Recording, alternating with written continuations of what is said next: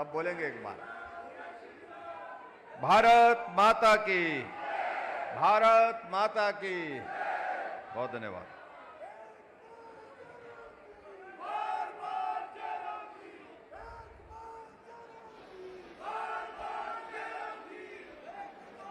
आज के इस हिमाचल प्रदेश के गठन के 75 वर्ष पूर्ण होने पर रामपुर विधानसभा क्षेत्र के इस समारोह में हमारे बीच में हिमाचल प्रदेश सरकार में शहरी विकास मंत्री, जिनके पास कानून का महकमा भी है, पार्लियामेंट्री अफेयर भी है, आदरणीय श्री सुरेश भारद्वाज जी। भाई एक मिनट, यहां जो बात कर रहे हैं सुनो सुनो सुनो, ये इनको सुनाई देता है क्या? हाँ, थोड़ा शांत हो जाइए भाई। हमारे बीच में चौपाल विधानसभा क्षेत्र के माननीय लोकप्रिय विधायक भाई बलवीर वर्मा जी, हमारे बीच में हमारे फॉरेस्ट कॉरपोरेशन के वाइस चेयरमैन श्री सूरत नेगी जी, और यहां इस विधानसभा क्षेत्र में आप सबके बीच में आपकी सेवा में कार्यरत जो हमारी हिमको फेड है उसके चेयरमैन के नाते भाई कौल नेगी जी, हमारे बीच में हिमाचल प्रदेश सरकार में पूर्व मंत्री रहे हमारे साथी सहयोगी आदरणीय श्री सिंघीराम जी, हमारे बीच में श्री केवल राम बुशहरी जी, हिमफेड के डायरेक्टर नरेश चौहान जी, हमारे साथी भाई ब्रिजलाल जी, मंडल के अध्यक्ष श्री कुलवीर खुंद जी, महिला मोर्चा की अध्यक्षा विष्णा भंडारी जी, पार्टी के हमारे साथी विजय गुप्ता जी, भीमसेन जी जो हमारे मंडल के पूर्व में अध्यक्ष रहे हैं, बहुत पुराने साथी हैं हमारे, deputy commissioner Shimla, SP Shimla, विभागों के अन्य सभी अधिकारीगण और यहां उपस्थित सभी भाइयों बहनों, नौजवान साथी और पत्रकार मित्रों, एक बार फिर से आज रामपुर विधानसभा क्षेत्र में आप सबके दर्शन करने का सौभाग्य प्राप्त हुआ है और आप सबके दर्शन करने के साथ साथ मां भीमा काली का आशीर्वाद लेने का भी सौभाग्य प्राप्त हुआ है। और यहाँ के कार्यक्रम में जिस गर्मजोशी के साथ आप सब लोग यहाँ पर उपस्थित हुए, हमारा स्वागत अभिनंदन किया, उसके लिए मैं आप सबका बहुत बहुत आभार व्यक्त करता हूँ।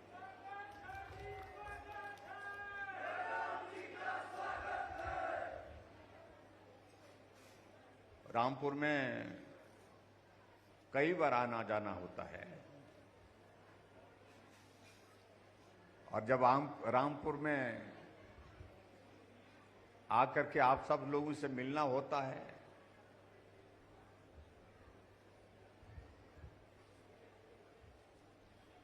अपनेपन की अनुभूति होती है।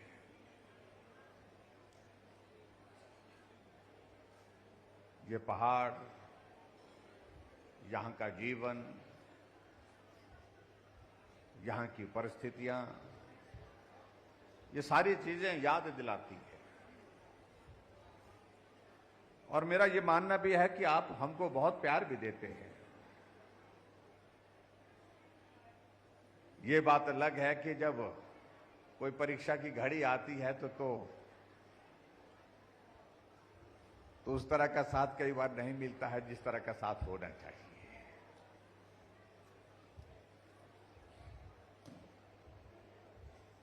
लोकतंत्र है, उसमें सबका अपना अपना अधिकार है अपने मत देने का,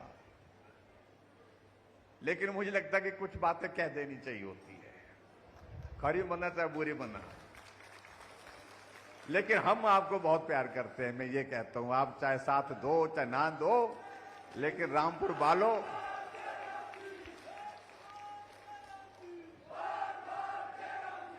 लेकिन रामपुर वालों आप कहीं और नहीं, यहां बसते हैं, जरूर बसते हैं, ये मैं कहना चाहता हूं।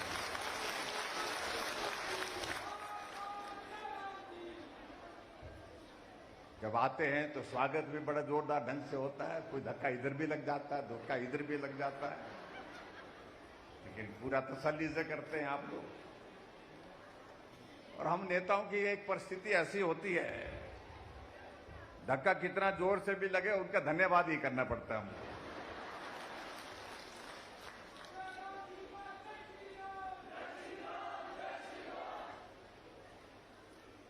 लेकिन सही मायने में इस बात को लेकर के आज का ये जो कार्यक्रम है, ये कार्यक्रम अलग तरह का। कई हमारे साथी आजकल बहुत परेशान हैं कि मुख्यमंत्री बड़े बड़े तंबू लगा रहा बोलते हैं।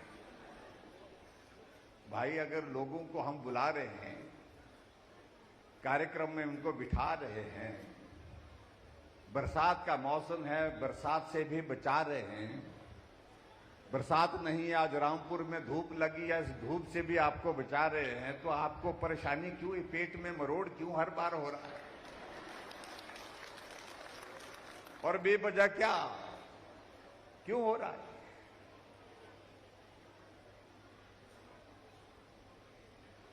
या मुझसे पहले हमारे साथियों ने अपनी बात कही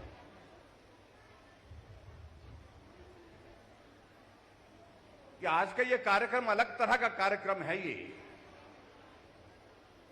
अलग तरह का इसलिए है कि कभी कभी हमको सारा काम छोड़ करके ये भी याद करना चाहिए हम कहां से शुरू हुए थे, आज हम कहां पहुंचे।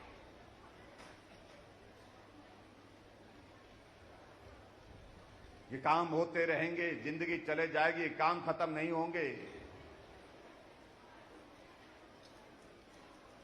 लेकिन जिंदगी में कभी कभी आपस में शांति में बैठ करके ठंडे दिमाग से सोच करके अपने पूर्व के इतिहास को, मुझे लगता है, उसका अवलोकन करना, ये मुझे लगता है कि बहुत आवश्यक है।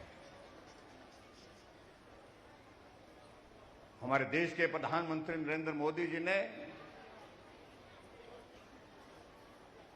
देश की आजादी के 75 वर्ष बीत गए, हम पूरे देश भर में अमृत महोत्सव मना रहे हैं। उसके लिए एक नहीं अनेक कार्यक्रमों के आयोजन किए,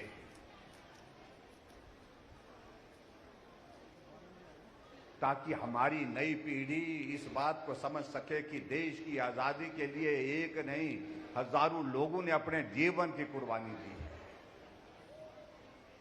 ताकि हमारी नई पीढ़ी इस बात को समझ सके कि हम जहां से शुरू हुए थे स्वतंत्रता के पश्चात, आज हम इस यात्रा में कहां पहुंचे हैं और किन लोगों का योगदान रहा।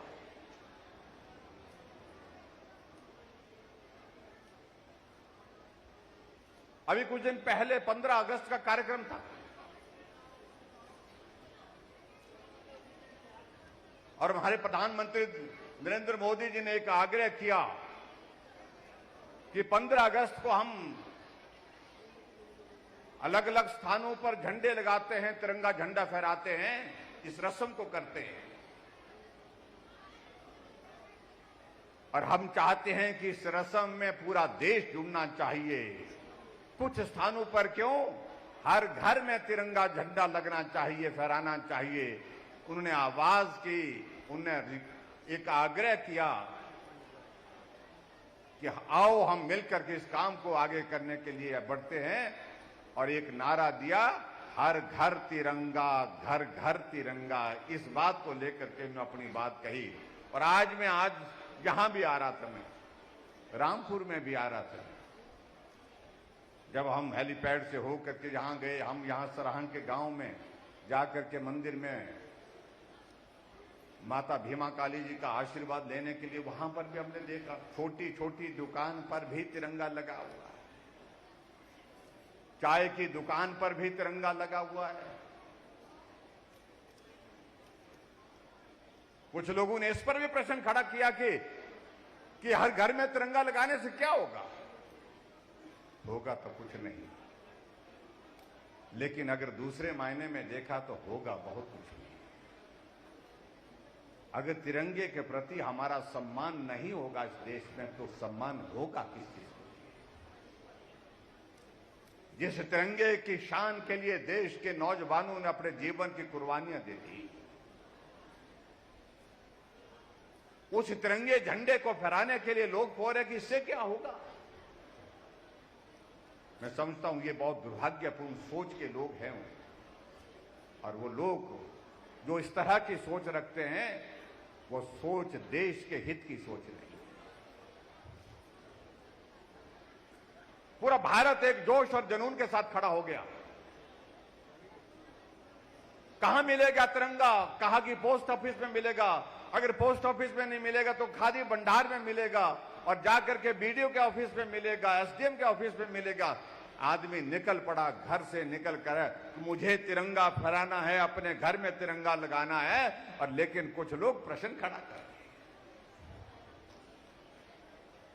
लेकिन मैं इस बात के लिए आप सबका आभार व्यक्त करता हूं, हिमाचल ने रिकॉर्ड किया। हिमाचल प्रदेश में हर घर तिरंगा फहराने में, गांव के सुदूर इलाके में, दूर इलाके में, पहाड़ी में एक घर है तो भी तिरंगा झंडा घर की छत पर लगाया।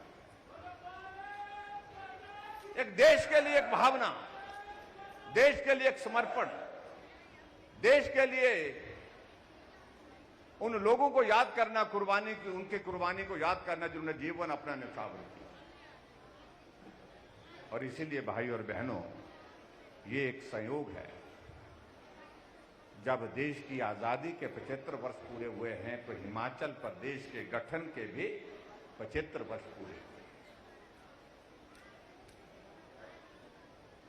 और 75 वर्ष के इस कालखंड में आपने यहां डॉक्यूमेंट्री देखी होगी, हमसे पहले आने से पहले जो भी मुख्यमंत्री हिमाचल प्रदेश में रहे, हम उन सब का जिक्र किया है। डॉक्टर वाईएस परमार का भी जिक्र किया है। वो किसी भी पार्टी के होंगे लेकिन प्रदेश के मुख्यमंत्री रहे और हिमाचल निर्माता के नाते उनको जाना जाता है, पहचाना जाता है। वीरभद्र सिंह जी रहे, एक बार नहीं अनेक बार रहे। श्री शांता कुमार जी रहे, श्री प्रेम कुमार धूमल जी रहे, ठाकुर रामलाल जी रहे, मुझसे पहले 5 मुख्यमंत्री रहे। हमने अपनी डॉक्यूमेंट्री में जिक्र करते हुए हिमाचल की उस विकास यात्रा में उनके लिए भी आभार व्यक्त किया, उनका भी योगदान। लेकिन जो प्रश्न हमसे पूछ रहे हैं कि जयराम आजकल कार्यक्रम करने जा रहा हुआ है, चला हुआ है। भाई और बहनों, कार्यक्रम करने के लिए चला हूं मैं, इसलिए चला हूं कि हिमाचल प्रदेश की 75 वर्ष की इस यात्रा में जिन लोगों का योगदान हिमाचल को आगे बढ़ाने में रहा है, मेरा एक मुख्यमंत्री होने के नाते ये दायित्व तो बनता है, जिम्मेवारी बनती है कि मैं उन सबको धन्यवाद करूं, उनका अभिनंदन करूं। आप सबके कारण हिमाचल यहां पर पहुंचा है आज, और आप सबका सहयोग यहीं तक नहीं, आगे भी हमको इसी प्रकार से चाहिए ताकि हिमाचल आगे बढ़ता जाए, तेज गति से विकास की राह पर आगे एक मंजिल तक पहुंच सके।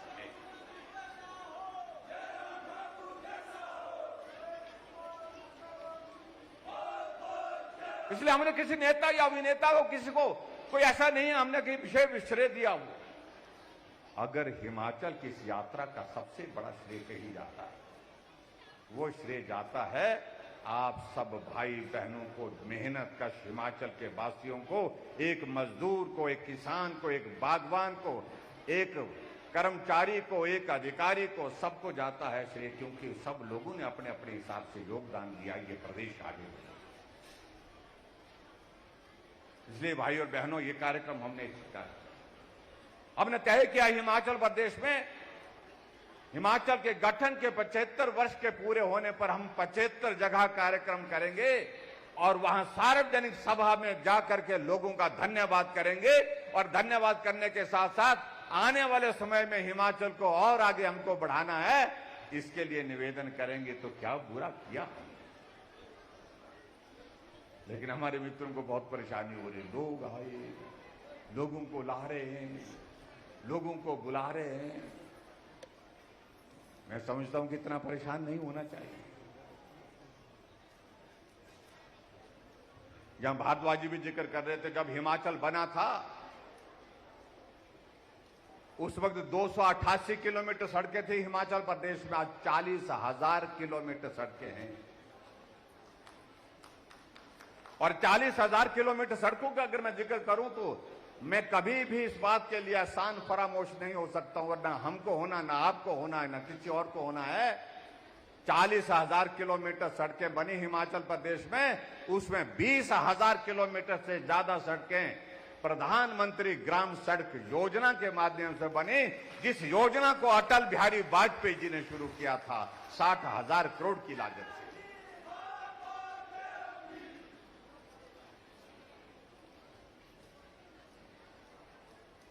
आज हम रामपुर में आए और रामपुर में आकर के आज हमने आपके यहां पर भी कुछ उद्घाटन किए, कुछ शिलान्यास किए, 7 उद्घाटन किए और 2 शिलान्यास किए, और कुल मिलाकर के लगभग 25 करोड़ रुपए के उद्घाटन और शिलान्यास यहां हमारी बाईं तरफ ये पट्टिकाएं लगी हैं, यहां पर हमने संपन्न किए हैं।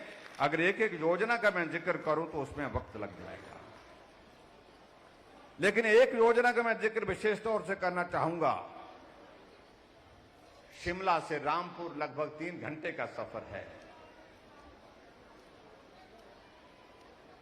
बहुत सारे लोग बाहर से आकर के जाना चाहते हैं, देखना चाहते हैं, इस घाटी को देखना चाहते हैं। सुंदर घाटी है। रामपुर के लोगों को शिमला आना जाना सरल हो सके, उस दृष्टि से हमने हिमाचल प्रदेश में जो है कुछ जगह हेलीपोर्ट बना करके ये शुरुआत की है। वहां पर हेली टैक्सी जाकर के लोगों को सेवाएं देगी। और आज मुझे इस बात की खुशी है, 3 करोड़ 25 लाख की लागत से हमने रामपुर का हेलीपोर्ट बना करके तैयार किया, और उस हेलीपोर्ट में बनाने के बाद उसका विधिवत हमने आज उसका उद्घाटन किया। इसके लिए मैं आप सबको बहुत बहुत बधाई देता हूं। लोग आ रहे हैं शिमला से, रामपुर आ रहे हैं, रामपुर से शिमला जा रहे हैं सीधे। 20 मिनट में शिमला से रामपुर और 20 मिनट में शिमला रामपुर से शिमला। और आने वाले समय में हमने केंद्र सरकार के समक्ष इस पक्ष को रखा है कि इस सेवा को रामपुर के साथ साथ में हमारे रिकांगपिओ के साथ भी जो है वो हमारे जो किन्नौर के लिए भी जोड़ा जाए। इस बात को भी हमने सुनिश्चित किया है, और बहुत जल्दी मुझे पूरा भरोसा है कि ये किन्नौर के साथ भी कनेक्ट होगी ये फ्लाइट हमारी, ताकि आप लोगों को आने जाने की सुविधा हो। अभी जहां तक साथियों हमारे सरकार के कार्यकाल की बात हो, कुछ लोग आते हैं, बात कहते हैं कि भाई हिमाचल प्रदेश में जयराम ठाकुर की सरकार का कार्यकाल पूरा हो रहा है। भाई कार्यकाल तो 5 साल के लिए होता है, वो सबका पूरा होता है। जब 5 साल हो जाते तो पूरा होता है। लेकिन हमारे से परेशानी है जब आजकल हम थोड़ी सी एक बात थोड़ी हल्के से भी कह देते हैं कि हमने कहा कि रिवाज बदलेंगे। रिवाज बदलने पर हमारे कुछ मित्रों को इतनी परेशानी होने लगी कि ये रिवाज बदलने की बात क्या। मैंने कहा रिवाज तो हमारे अच्छे हैं, हम पहाड़ी लोग हैं, हम पहाड़ी हमारी संस्कृति है, जितने भी हमारे रिवाज बहुत अच्छे हैं। लेकिन एक रिवाज खराब पड़ा है कि 5 साल के बाद सरकार बदल जाती है, इस रिवाज को बदलेंगे, बाकी रिवाज वैसे के वैसे रहेंगे।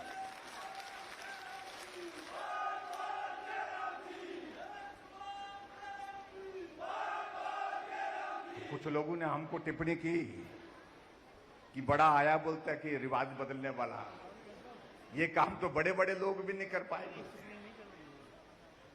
ये बड़े बड़े लोग कौन होते हैं मुझे पता नहीं। लोग तो लोग होते हैं, आदमी तो आदमी होता है, बराबर होता है। 2 इंच छोटा हो सकता है, 2 इंच लंबा हो सकता है, लेकिन बड़े बड़े आदमी का मतलब क्या। मैं ये कहना चाह रहा हूं कि कुछ लोगों के दिमाग में बात बैठ गई कि हम बड़े हैं, बाकी सब छोटे हैं। ये सोच अच्छी नहीं है, ये अच्छी सोच नहीं है, मैं कह सकता हूं। हम छोटे हैं, लेकिन छोटे होने का भी एक मजा है। मैं आपको बता रहा हूं, छोटे होने का भी एक आनंद है, और छोटे होकर के भी काम किए जा सकते हैं। इस बात को भी समझना पड़ेगा उनको। कि छोटा आदमी गरीब परिवार का, मजदूर के परिवार का, वो हिमाचल प्रदेश के मुख्यमंत्री भी बन सकता है। ये जरूरी नहीं कि बड़े बड़े लोग ही वहां पर पहुंचेंगे।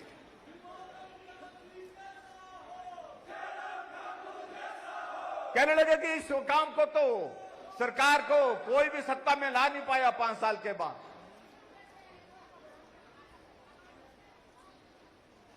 और मुझे कहा कि वो जयराम तो किस खेत की मूली है। मैं उनके शब्दों में नहीं जाना चाह रहा हूं। कहने लगे कि ये तो मुहावरा है। मैं कहा मुहावरा तो हम भी बोलेंगे तो बहुत खराब लगेगा भाई।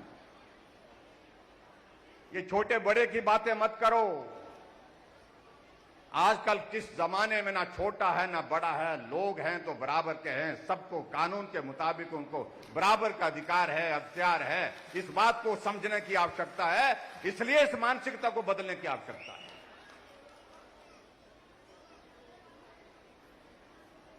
या हमारे साथी कह रहे थे, बड़े बड़े लोग होने का मतलब यह नहीं है कि वो गरीब आदमी का दर्द समझ सकते हैं। मैं दावे के साथ कह सकता हूं, छोटे आदमी का दर्द छोटा आदमी ही समझ सकता है। गरीब आदमी का दर्द गरीब आदमी ही समझ सकता है, बड़ा नहीं समझ सकता है। इस बात को समझने की आवश्यकता है। मेरे सभी नेताओं के प्रति सम्मान है, मैं बहुत सम्मान करता हूं।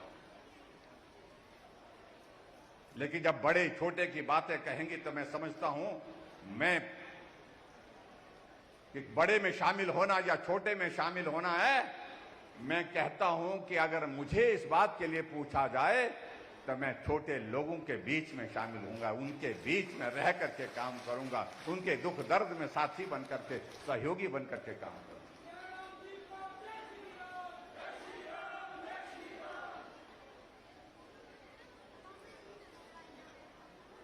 हमें पूछा जाता कि क्या किया।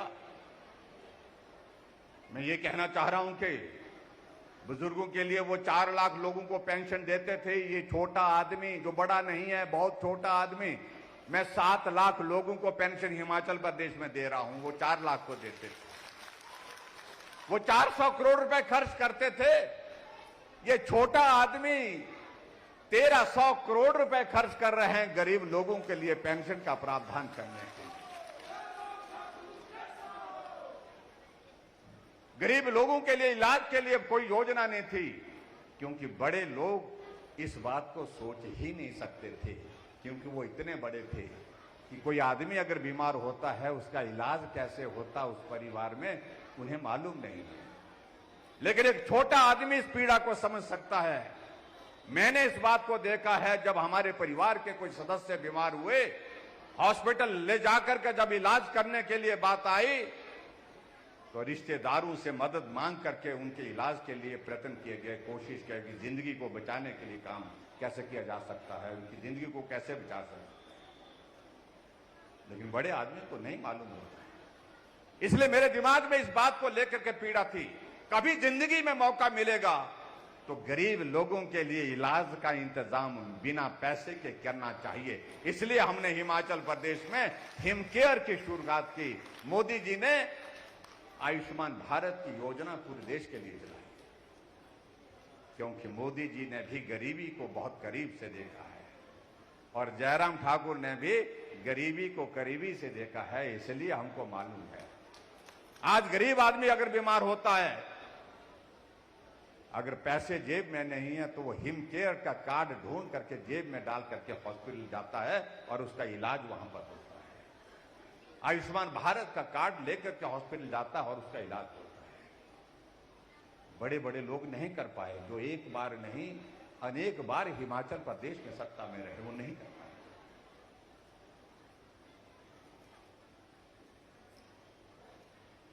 हमारे यहां पर साथियों ने बात कही कि हमने तो उन योजना के माध्यम से ऐसे लोग जो बिस्तर पर पड़े हैं किसी कारण से, उनके लिए भी सहारा योजना चलाई है।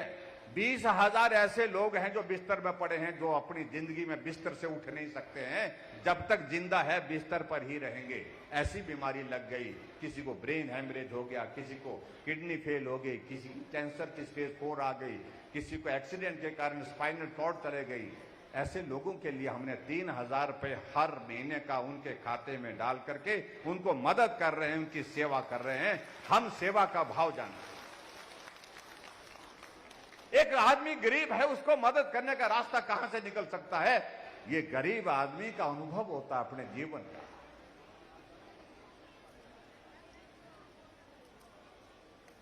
और इसी तरह से आगे बढ़ करके हमने ऐसे भी देखा हिमाचल प्रदेश में जो हमारी गरीब बेटियां हैं, उन बेटियों के लिए हमने कहा कि मां बाप की भी भावना होती है, बच्चे की भी भावना होती है। जब उसकी विदाई घर से होती है मां बाप के हाथों से, तो उसके भी कुछ अरमान होते हैं। हमने तय किया जो गरीब परिवार की बेटी है, जब जिस दिन उस बेटी की शादी होगी, हम उसके लिए 31,000 रुपए अपनी ओर से, सरकार की ओर से शगुन के रूप में उसको मदद करने को देंगे। इस बात को वही कर सकता है जो आदमी छोटा है, गरीब को जिसने समझा है, गरीबी को जिसने समझा है। बड़े आदमी के समझ में नहीं, वो तो हजारों लोगों को बुला करके निमंत्रण देंगे, आइए बेटी की शादी है, बेटे की शादी है, खूब आनंद के साथ शादी करेंगे। लेकिन गरीब आदमी इस भाव के साथ सोचता है कि काश मैं भी अपनी बेटी की विदाई के लिए कुछ कर सकता। भाई, या तो आप कार्यक्रम में अगर नहीं आए हैं तो वहां चले, आपकी आवाज बहुत आ रही है। मैं इस बात को इसलिए कह रहा हूं कि मैं अभी कांगड़ा गया। कांगड़ा में गया तो कांगड़ा में जाकर के एक कार्यक्रम में, जहां एक बेटी, जहां हमने वो रखा था, इस प्रकार का कार्यक्रम रखा था, जो शगुन योजना के अंतर्गत जो लाभार्थी थे उनको हमने मदद करनी थी, उनके लिए वहां पर वो करना था। और जब कार्यक्रम के लिए वहां पर उस एक बेटी को मंच पर बुलाया गया, वो सामने आई, मैंने उसको बधाई दी, शुभकामनाएं दी कि आपकी शादी हुई है और आपको शगुन योजना के अंतर्गत 31,000 रुपए मिला है, आपको बहुत बहुत बधाई, शुभकामनाएं। लेकिन जिज्ञासा बस मैंने एक बात को पूछा उनसे, उस बेटी से मैंने पूछा, मैंने कहा बेटे एक बात तो बताइए, जो 31,000 शगुन योजना की ओर से, शगुन योजना का हमको, आपको सरकार की ओर से हमने जो दिया, उस पैसे का आपने क्या किया? आपने अपने खाते में डाला होगा, अपने पति के खाते में डाला होगा, या खर्च कर दिया, क्या किया? और उस बेटी ने माइक पर कहा कि मैं आपका धन्यवाद करती हूं कि आपने शगुन योजना, ऐसी योजना हम बेटियों के सम्मान के लिए शुरू की है, जहां हमको लगता है अगर कोई हमको आशीर्वाद नहीं दे पा रहा है मां बाप के सिवाय, तो आज हमको लगता है कि सरकार की ओर से आप भी एक पिता की तरह हमको आशीर्वाद देने के लिए खड़े हैं। 31,000 रुपये आपका आया। लेकिन मैंने पूछा उनसे, मुझे बताओ कि उस पैसे का क्या किया? उस बेटी ने कहा कि 31,000 रुपये जो मिला, ना मैंने अपने खाते में जमा किया, ना अपने पति के खाते में जमा किया। वो पैसा 31,000 में मैंने, जैसे मेरे अकाउंट में आया, मैंने पिताजी को निकाल करके दे दिया और पिताजी के हाथ में दे दिया। बहुत विचित्र लगा, बहुत बड़ी संख्या में लोग वहां बैठे और हम इस बात को सोचने लगे। मैंने कहा कि बेटे, वो तो हमने आपको दिए थे, वो शगुन योजना का पैसा तो हमने आपको दिया था, आपने पिता को क्यों दिया? उस बेटी ने कहा, भावुक थी, कि मेरे पिताजी मजदूरी करते हैं और पिताजी मजदूरी करते हैं, लेकिन पिता के नाते उनका बेटी के प्रति एक भाव जो था वो उसी तरह का था जो सबका होता है। पिताजी ने परिवार में बैठ करके कहा कि अपने सगे संबंधी जो है, कम से कम उनको तो बुलाना पड़ेगा बेटी की विदाई के समय। इसलिए उन्हें सब सगे संबंधियों की लिस्ट बनाई, सूची बनाई, उन सबको निमंत्रण दिया कि बेटी की शादी है, आप आशीर्वाद देने के लिए आए हैं। गांव के लोग हैं, उनको भी बोला कि आप भी आइए, क्योंकि गांव में रहते हैं, गांव का एक रिवाज है और उस रिवाज के मुताबिक जो है वो गांव वालों को भी बुलाया। लेकिन मैंने देखा कि पिताजी बुला तो रहे हैं, लेकिन इसका खर्चा करने के लिए कहां से कर रहे हैं? तो मालूम पड़ा कि पिताजी कुछ रिश्तेदारों से सहयोग ले रहे हैं, उधार ले रहे हैं, उधार लेकर के उस काम को पूरा कर रहे थे।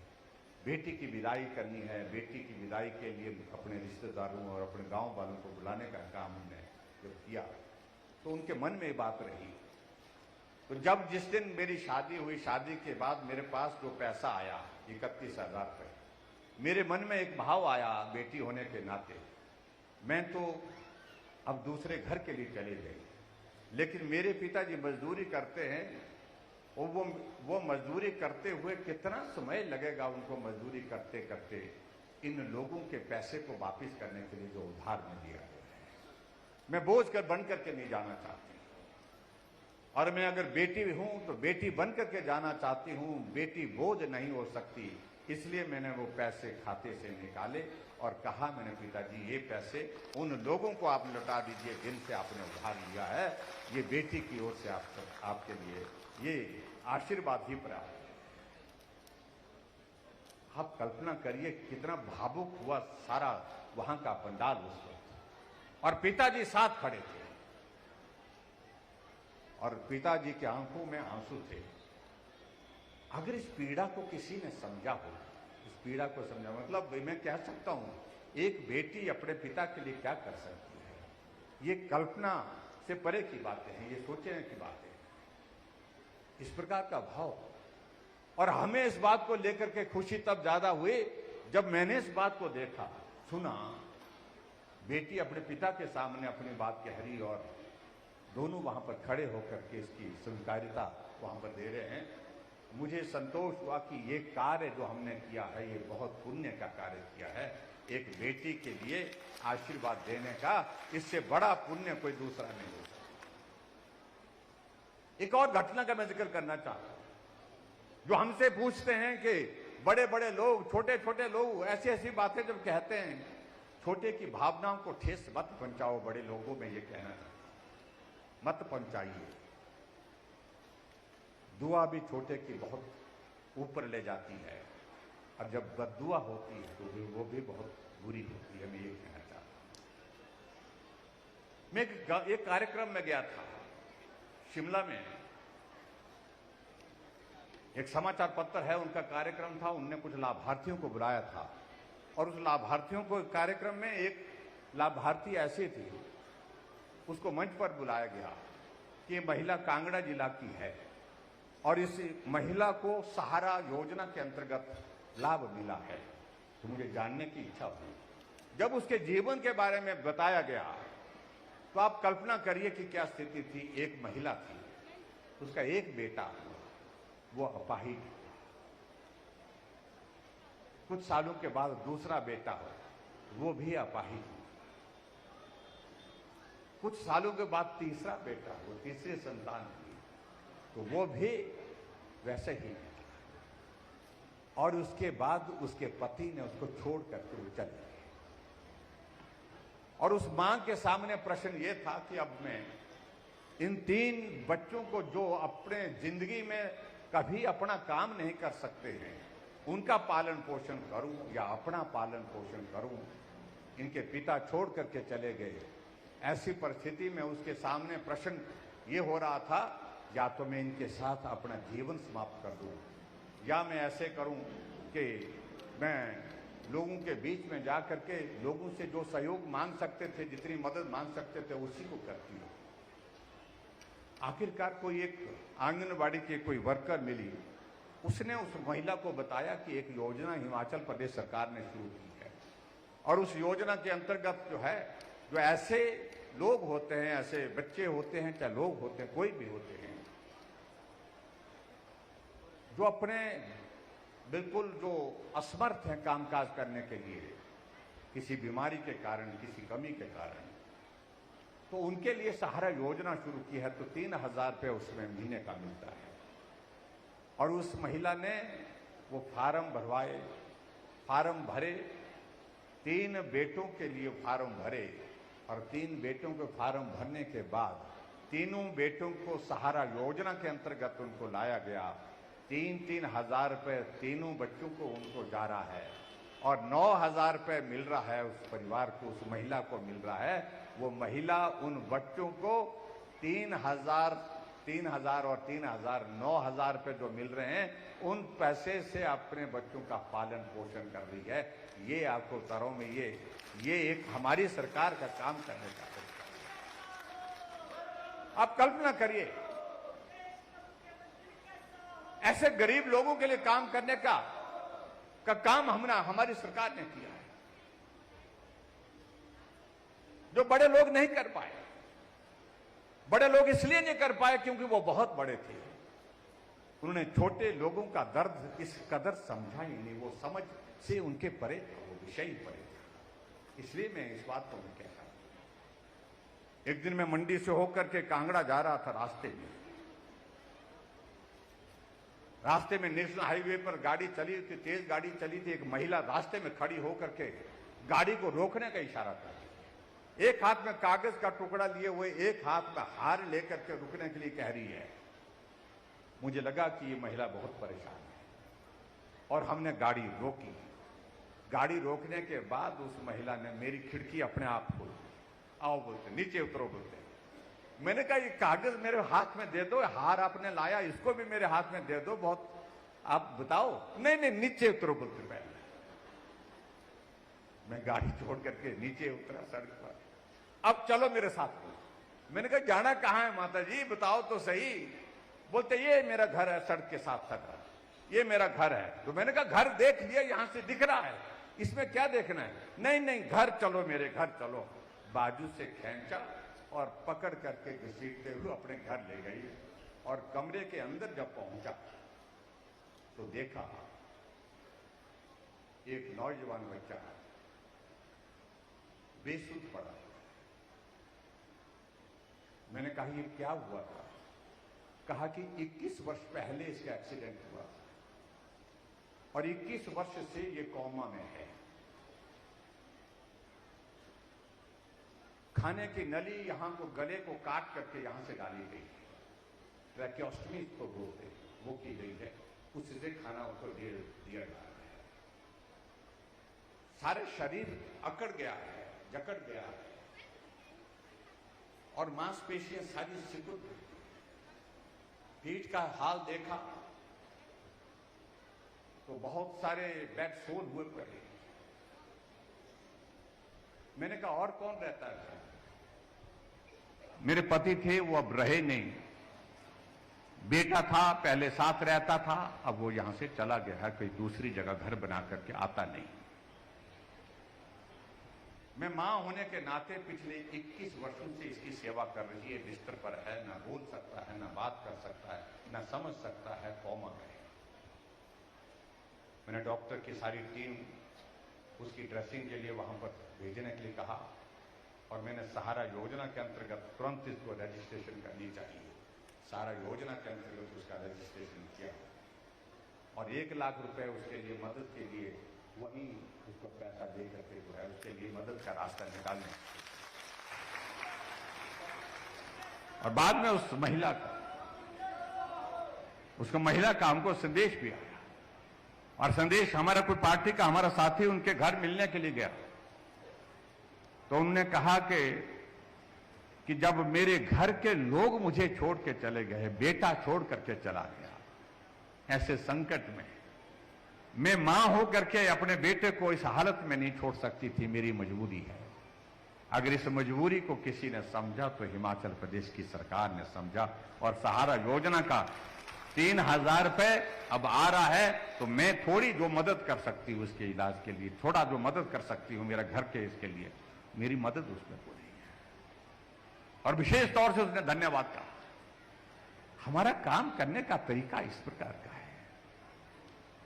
छोटे लोग इस तरह से काम करते हैं, एक दूसरे के दुख सुख में साथी बनकर के, सहयोगी बनकर, जो बड़े लोग नहीं कर सकते।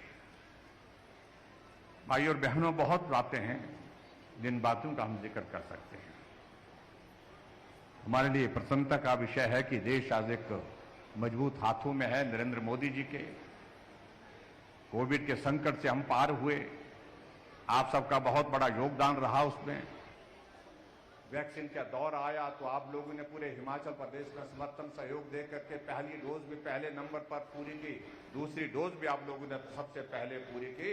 इसके लिए मैं आशा वर्कर, आंगनबाड़ी वर्कर, हमारे हेल्थ केयर वर्कर, जितने भी हमारे जिन्होंने अपने जीवन को जोखिम में डाल करके काम किया, उनका एहसान हम चुकता नहीं कर सकते। आदमी बहुत जल्दी एहसान फरामोश हो जाता है, जल्दी भूल जाता है, और खास तौर से हम लोग तो सुबह से शाम तक इसी काम को देखते हैं। आज मैं किसी एक आदमी का काम करके दे देता हूं, उसके हाथ में, चल भाई तेरा ये मदद हो गई, लेकिन दूसरे दिन दूसरा काम लेकर के आता है, वो काम नहीं होता तो वो जो है वो तलक होकर के चला जाता है। कमाल है जी।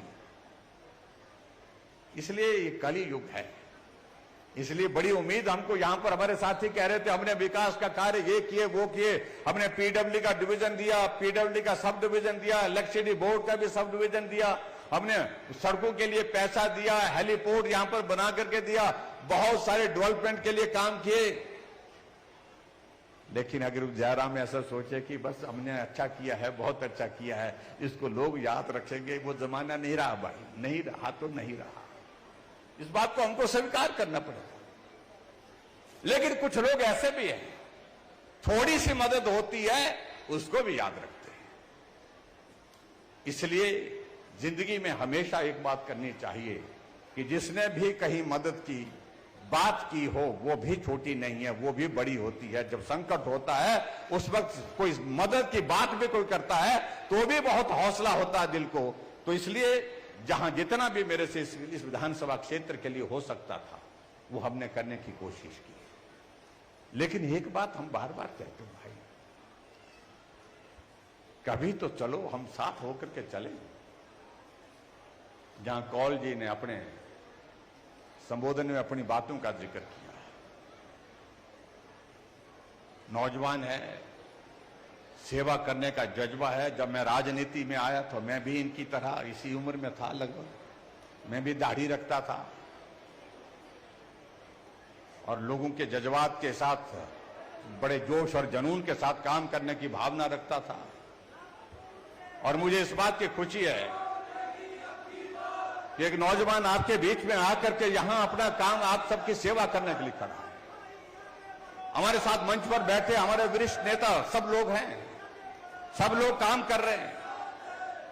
हम पार्टी के संगठन के माध्यम से भी आप सबकी सेवा करने की जितनी कोशिश कर सकते हैं वो कर रहे हैं। जो भी विकास के कार्य, जितना भी वरिष्ठ नेतृत्व तो यहां पर बैठा है। इसलिए मेरा आप सबसे निवेदन है कि आने वाले समय में इस बात को जरूर थोड़ा सा सोचिए। जो रिवाज बदले की हम बात कह रहे हैं, उस सिलसिले में मुझे सिर्फ इतना कहना है कि रिवाज बदले की बात हम यहां नहीं कह रहे हैं भाई, रिवाज पूरे देश में बदल गया। अभी हाल ही में चुनाव थे, उत्तराखंड में रिवाज था कि 5 साल के बाद सरकार बदल जाती थी, जब से उत्तराखंड बना है। लेकिन रिवाज बदला, धामी जी थे, धामी जी फिर आ गए, बदला रिवाज। तो क्या गलत बोला हमने? उत्तर प्रदेश में पिछले 37 वर्षों से हर 5 वर्ष के बाद सरकार बदल जाती थी, लेकिन रिवाज बदला, योगी जी थे, योगी जी फिर आ गए। क्या गलत बोला हमने? हरियाणा में जहां पर हमारी सरकार बनती नहीं थी कभी भी, वहां 2014 में मनोहर लाल खट्टर जी मुख्यमंत्री बने, भाजपा की सरकार बने। 5 वर्ष का कार्यकाल पूरा होने के बाद 2019 में फिर सत्ता में आए, फिर सरकार बने, रिवाज बदला, फिर मनोहर लाल खट्टर जी वहां पर काम कर रहे हैं। गोवा में रिवाज बदला, मणिपुर में रिवाज बदला, देश में सब जगह रिवाज बदला। हम कह रहे हैं जब सब जगह बदला तो हिमाचल में क्यों नहीं बदलना चाहिए भाई? बदलना चाहिए कि नहीं चाहिए? तो बदलना चाहिए। तो भाई हम कहते हैं कि इसलिए हमने कहा कि सरकार नहीं, रिवाज बदलेंगे अब की बार। तो हमारे मित्रों को बहुत परेशानी हो रही है भाई, ये रिवाज बदलने की बात तो बड़ी खराब कह रहे हैं आप। हमारे रिवाज अच्छे हैं, लेकिन ये रिवाज जो है, इस रिवाज को बदलना है। और रिवाज बदलने की बात पहले दिन से कर रहे हैं हम, आज नहीं कर रहे। हमने हिमाचल प्रदेश में सरकार बदलने के बाद जो एक रिवाज बना हुआ था हिमाचल प्रदेश में कि पुराने सरकार के, पिछली सरकार के मामलों के खिलाफ मामले दर्ज करो, उनकी योजनाओं को रद्द करो, उनके नेताओं के ऊपर मामले दर्ज करो, यह रिवाज था। हमने कहा नहीं, इस रिवाज को बदलने की जरूरत है। हम मिलकर के चलेंगे, मिलकर के काम करेंगे, सब हिमाचल प्रदेश के लोग आपस में मिलकर के काम करते हुए आगे बढ़ेंगे। रिवाज बदला। रिवाज तो यह भी था, यहां भारद्वाज जी कह रहे थे, जब सरकार बदलती थी तो टोपियां बदल जाती थी। एक सरकार आती थी हरी हो जाती थी, एक सरकार आती थी लाल हो जाती थी। हमने कहा भाई ये टोपी तो छोड़ो, कम से कम टोपी पर तो रहम करो। ये टोपी सबकी है, हरी भी अपनी है हिमाचल की, लाल भी अपनी है, कुल्लू की भी अपनी है, सिरमौर की भी अपनी है। इस टोपी के झगड़े को कहां झगड़े में डाल रहे हो? और हमने कहा कि इस रिवाज को बदलने की जरूरत है। हमने इस रिवाज को बदला है। आज हम सभी तरह की टोपियां पहनते हैं। मैं यहां पर पहुंचते पहुंचते रास्ते में जब यहां पहुंचा, कुछ ने लाल पहनाई, कुछ ने हरी पहनाई, सब लोगों ने अपनी अपनी भावनाओं के मुताबिक बनाई। ये हिमाचल की टोपी है, हिमाचल की शान है, हिमाचल की पहचान है। इसलिए मैं इस बात को जिक्र कर रहा हूं। इसलिए भाई और बहनों में यही कहना चाह रहा हूं कि आगे बढ़कर के हिमाचल में निश्चित रूप से सरकार भाजपा की बनने वाली है। कोई ताकत नहीं रोक सकती। जो पार्टी देश में समाप्त हो गई उसको हिमाचल में रहने के लिए कोई गुंजाइश नहीं। मैं ये बड़ा साफ कह रहा हूं। गुलाम नबी आजाद कह रहे हैं 1970 में मैंने कांग्रेस पार्टी में काम शुरू किया था।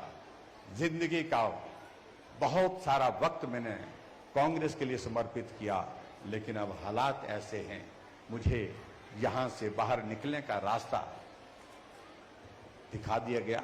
हालात ऐसे पैदा कर दिए गए और सारे पदों से त्यागपत्र दे दिया। आनंद शर्मा कहते हैं कि मुझे जो है वो एक कमेटी में डाल दिया, बड़ा आसान कर दिया।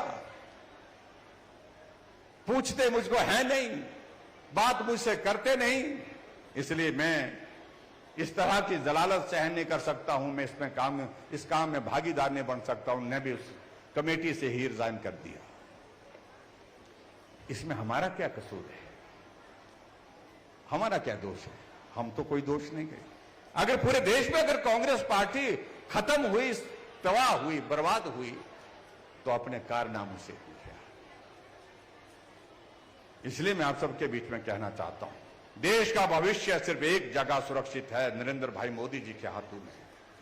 मजबूत हाथों में ये भारत आगे बढ़ रहा है और मजबूत हाथों में ये भारत आगे बढ़ेगा और हिमाचल भी उसके साथ बढ़ेगा।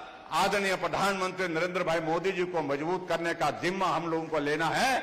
ऐसे प्रधानमंत्री जो हिमाचल आते हैं और शिमला की माल रोड पे गाड़ी छोड़ करके पैदल चल पड़ते हैं, ऐसे प्रधानमंत्री हैं जो आज से पहले ही इस देश में ऐसे नहीं मिले जो इस प्रकार से हिमाचल को अपनापन देते हैं।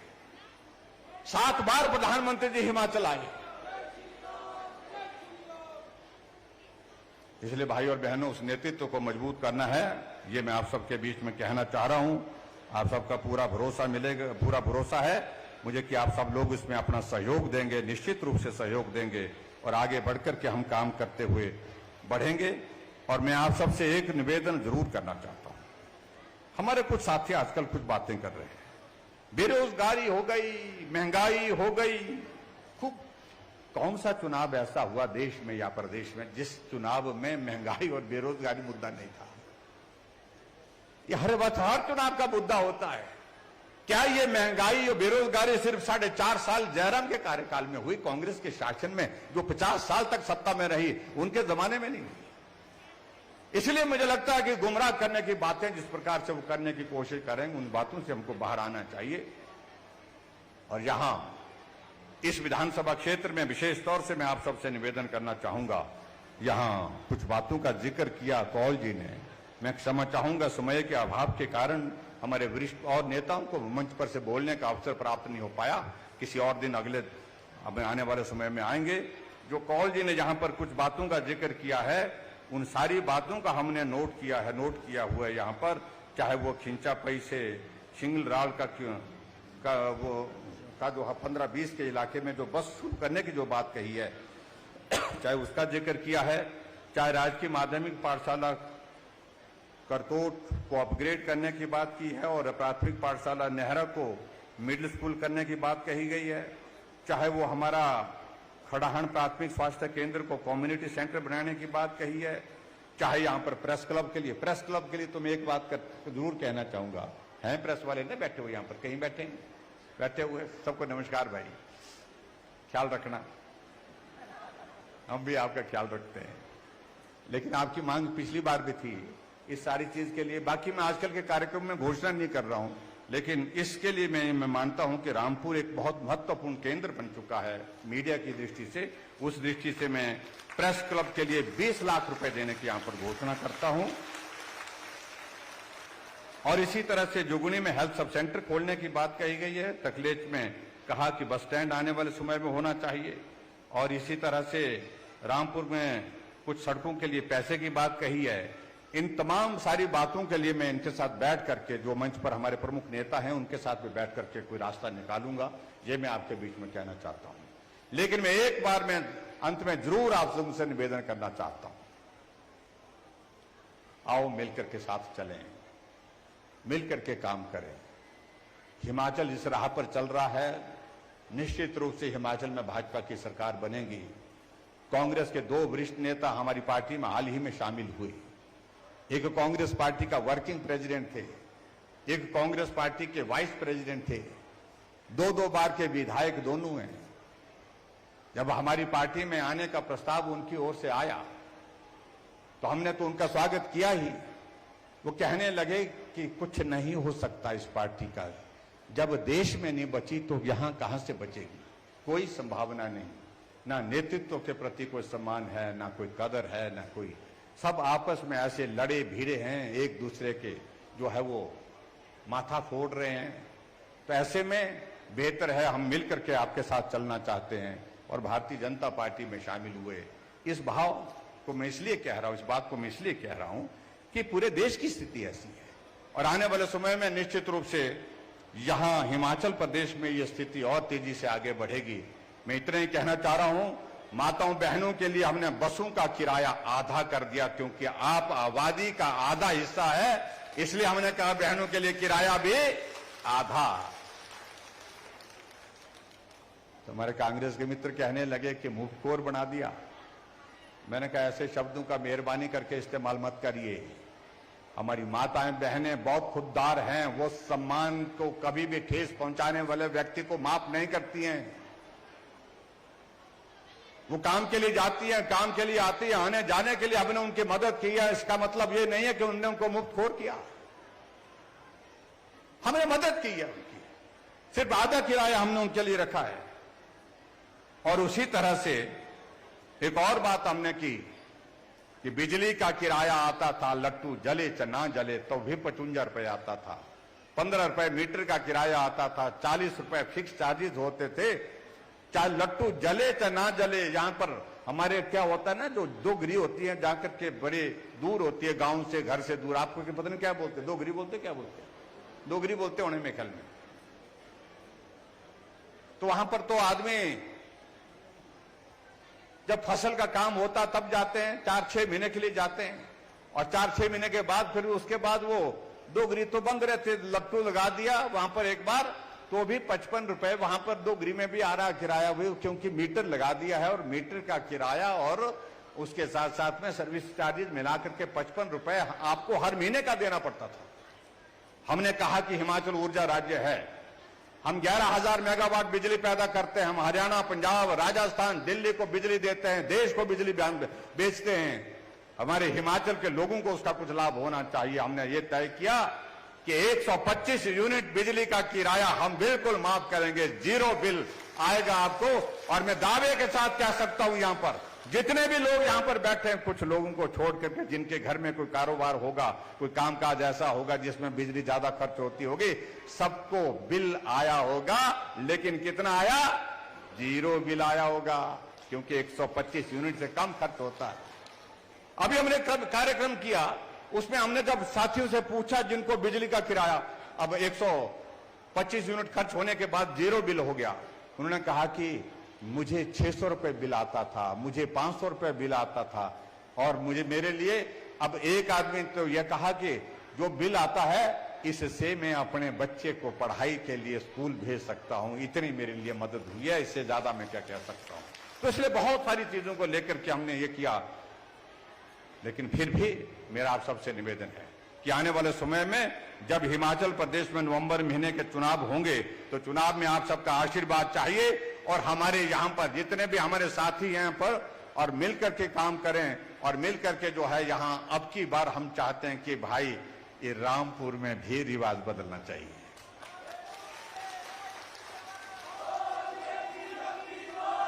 बदलिए रिवाज को भाई, ये बोल के नहीं होना, खटके होने। तो इस काम को आप करिए, जो आप बोल रहे हैं इसको करके दीजिए जो बोल रहे हैं। और मैं ये कह रहा हूं कि इसको करके देंगे, उसके बाद हमें पूछना कि रामपुर के लिए कहां कमी छोड़ेंगे, कहीं कमी नहीं छोड़ेंगे। ये मैं आपके बीच में कहना चाहता हूं। और यहां हमारे बीच में यहां पर हमारे विद्यार्थी परिषद के हमारे साथी भी मिले हैं जिन्होंने कॉलेज के कुछ मसलों को लेकर के अपनी बात कही है। उनकी बात का मैं स्वागत करता हूं, उनके इश्यूज हैं। और खासतौर से जो हॉस्टल की जो मुरम्मत की जो बात कही है, छत की मुरम्मत, पानी अंदर आ रहा सारा, उसकी मुरम्मत के लिए मैं पीडब्ल्यूडी डिपार्टमेंट को कहता हूं कि तुरंत उसका एस्टीमेट बनाएं, और एस्टीमेट बनाने के बाद हमको दें, जल्दी दे दें। जितना भी पैसा उसके लिए लगेगा वो पैसा आपको देंगे, ताकि वहां पर बच्चों की अच्छी एक सुविधा हो सके।